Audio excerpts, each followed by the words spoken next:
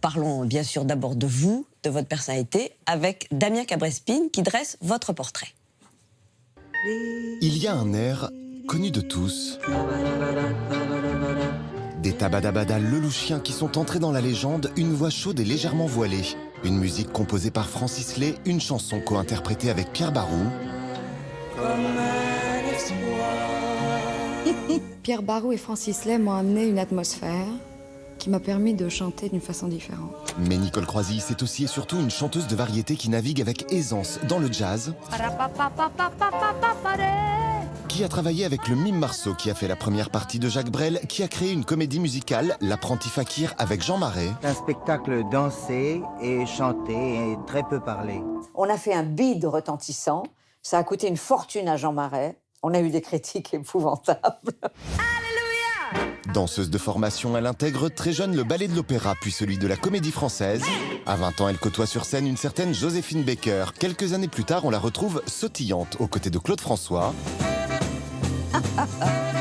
Il voulait être Fred Astaire, comme il voulait être Gene Kelly. Il n'avait jamais fait de danse de sa vie, donc c'est moi qui lui ai appris. Qu'avec nous, vous allez vous amuser, perdre tous vos complexes et pouvoir danser sur n'importe quelle musique, n'importe quelle danse. Mais c'est dans les années 70 que Nicole trouve vraiment son public. Elle va incarner la chanteuse populaire et accessible, une femme de 40 ans, chaleureuse et émouvante, à mi-chemin entre Dalida et Juliette Gréco.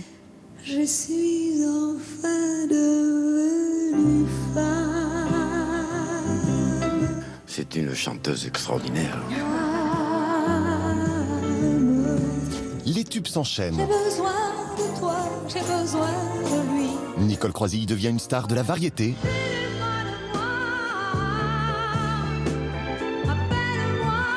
Sa voix est un spectacle. Quand elle commence à chanter, on a l'impression qu'elle lève un rideau sur quelque chose qui la bouleverse intérieurement. Au beau milieu des années 80, elle reprend le blues du businessman de Starmania. J'aurais voulu être un chanteur.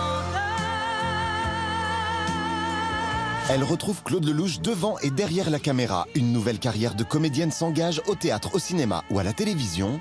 Chérie, caresse-moi le vagin.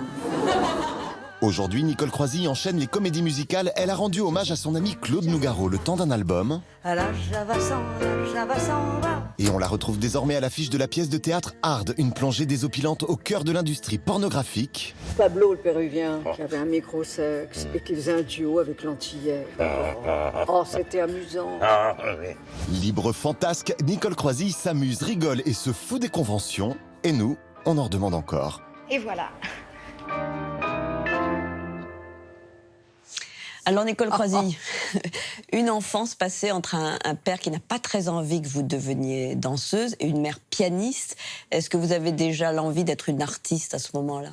Mais je crois, enfin, c'est Dixit, ma mère, qui m'a toujours dit que dès l'âge de 3 ans, dans le salon, quand elle mettait de la musique, j'étais déjà en transe, en train de danser, tout ça. Donc, c'était la danse, de toute façon. Au départ, je suis toujours une danseuse, en fait, intérieurement, qui fait autre chose, parce qu'avec les années, la danse devient un rêve devenu inaccessible. Voilà, et vous faites tant de choses à côté. Il y a eu une rencontre avec le Mime Marceau, on l'a dit, avec Joséphine Baker aussi pour sa revue. On a parlé bien sûr de Jean Marais. Est-ce que ce sont aussi ces rencontres qui ont été importantes pour votre carrière? Oui, je crois que la seule chose qui m'a dirigée, j'avais évidemment pas de plan de carrière, parce que ça, c'est un leurre total, il ne faut pas faire de plan de carrière. Parce que si vous faites un plan de carrière, vous risquez de rater des choses en chemin, parce que ça ne correspond pas tout à fait à ce que vous aviez prévu. Moi, je prends ce qui arrive. Si je sens que je peux être à la hauteur, évidemment. Or, comme je fais partie des gens qui ne sont jamais satisfaits d'eux-mêmes, plus facilement satisfait des autres que de moi-même, il est vrai que par moments, je vais vers une chute éventuelle. Mais vous pouvez prendre Mais ces je risques. me dis que c'est à chaque fois que je chute que j'apprends quelque chose, donc ça ne peut que me rendre service. Alors, il y a bien sûr cette vocation de danseuse, mais il y a surtout cette voix qui va être si particulière, qui va nous charmer, qui va nous captiver.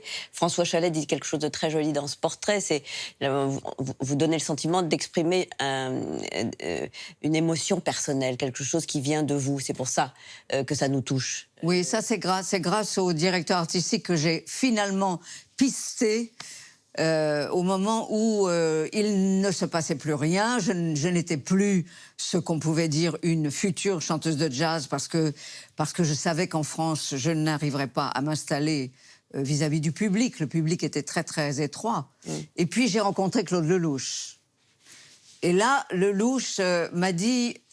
Quand tu fais des notes invraisemblables et qu'elles soient des très belles notes, je m'en fous complètement. Ça ne m'intéresse pas. Ce qui m'intéresse, c'est que tu me racontes une histoire et c'est que je sente ton émotion. C'est ce que dit Donc François j'ai compris qu'il fallait que j'arrête d'être une technicienne de la voix, si tant est que j'avais quand même fait le cursus d'une chanteuse d'opéra, et puis que je m'attache à pourquoi j'étais en train de chanter. Et après, j'ai vraiment compris ça quand j'ai travaillé au Casino de Paris avec une chorale du Sénégal.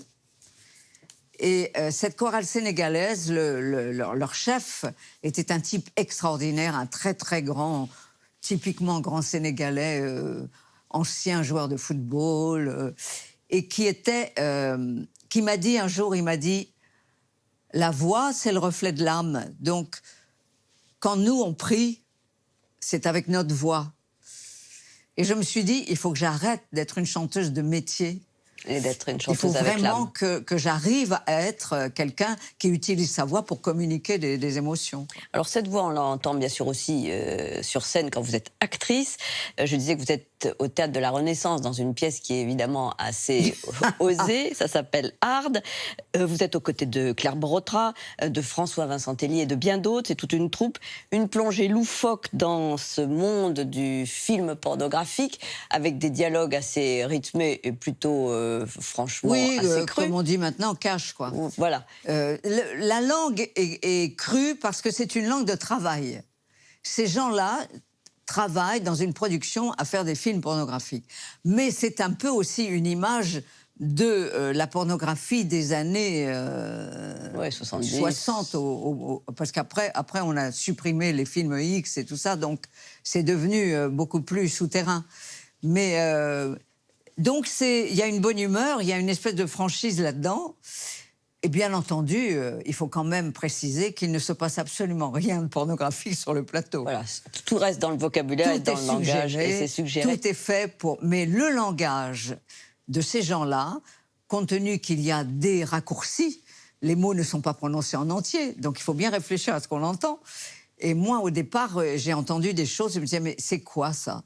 J'ai appris plein de choses quant aux pratiques, évidemment. On peut tous apprendre. Pratiques sexuelles, mais qui sont faites uniquement pour que les gens les regardent chez eux et que leurs émotions, leurs sensations à eux soient réveillées, quoi. Mais comment, Nicole Croisille, on trouve le bon registre, justement, pour dire ces dialogues-là, qui sont un peu particuliers? Il ne faut pas réfléchir. Il faut dire les mots. Avec son énergie. Il faut dire les mots et ne pas penser aux images.